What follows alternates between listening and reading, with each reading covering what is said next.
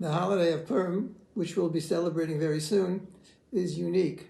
We celebrate the great salvation. The Jews were earmarked for total destruction, just like the Holocaust, but on one day.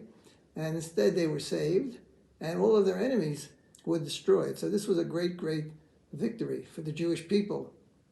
And it is celebrated by performing mitzvos, reading the Megillah at night and by day.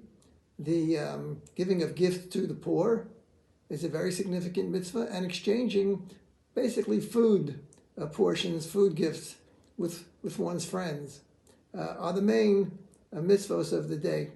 However, there's another aspect to it which is very strange, and that is it's unusual in the sense that it's a time when the Jews kind of let loose, and there's a certain raucousness, a certain wildness in the air. People dress up in all kinds of costumes and act in a very giddy kind of way, and even certain, disrespectfulness, a lack of respect. For example, students will make up all kinds of skits and poke fun at their teachers, within reason, but things that are generally not acceptable. And also, there's a lot of drinking. In fact, it's brought down that it's a mitzvah to imbibe and to reach the point where a person doesn't know the difference between blessed is Mordechai and cursed is Haman, which is very, very strange. Because Judaism doesn't prohibit drinking, but within moderation. You make kiddush on the Sabbath, the holidays, but not to the point of drunkenness. So what's the reason behind all of this? This raucousness that we experience on Purim. And I think it's really to sort of reenact the nature of the experience. There's certain things where the joy is so great you can't contain yourself. So, for example, when a person is earmarked for the worst possible calamity, and there's no way out, and there's no hope, and suddenly the entire situation turns around, and he's saved, he has a great salvation, and all of his enemies are destroyed, it's a tremendous outpouring of emotion. And when people experience that, it breaks down all the social barriers.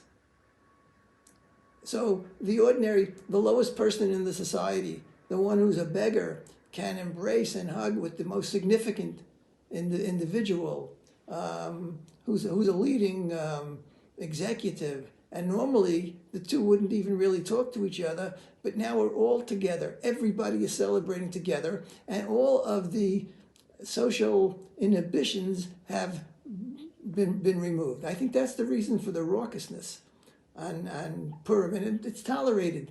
You can make jokes, you can even poke fun at your teachers and even rabbis, and drinking and so on and so forth. It's to reenact the nature of the celebration that we experienced. And this can have its dangerous side. It can't be unlimited drinking. That can lead to terrible things. Actually, the Gemara recounts in Megillah about Rabbah and Rav Zera, two great sages, and they had their Suda together. And the Rabbah got extremely drunk. And it says that he slew Rav Zera. I don't know if it's taken literally, that he was actually dead. The next day, when he sobered up, he prayed for Rav Zera, and he came back to life. Could have been that he was very, very sick, and his prayers, and he was cured. The next year, Rabbah again invited Rav Zera to his Purim meal, and Rav Zera kind of refused. He said, miracles don't happen all the time. So, therefore, even though one is supposed to let loose, one is supposed to drink and have a great time, but certain cautions should be taken. Obviously, a person shouldn't get near a car in terms of driving, and he should be careful about that.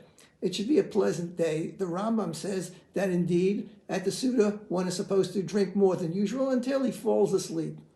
That way you fulfill the requirement, and also you're careful. You don't want to endanger anybody, yourself or anybody else, when you're performing this great mitzvah. Everybody should have a happy Purim.